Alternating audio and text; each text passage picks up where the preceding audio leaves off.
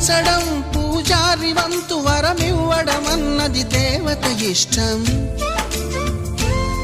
ప్రేమించడం ప్రేమికుడి వంతు కరుణించడం అన్నది ప్రేయసి ఇష్టం.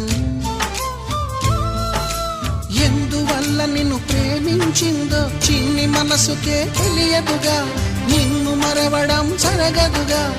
ఎందువల్ల నువ్వు కాదన్నావో ఎదురు ప్రశ్నలే వేయనుగా, ఎదురు చూపులే ఆపనుగా. ఏనాటికో ఒకనాటికి నీ ప్రేమ సాధిస్తా. నిన్ను చూడాలని ఉన్నా, నిన్ను చూడాలని ఉన్నా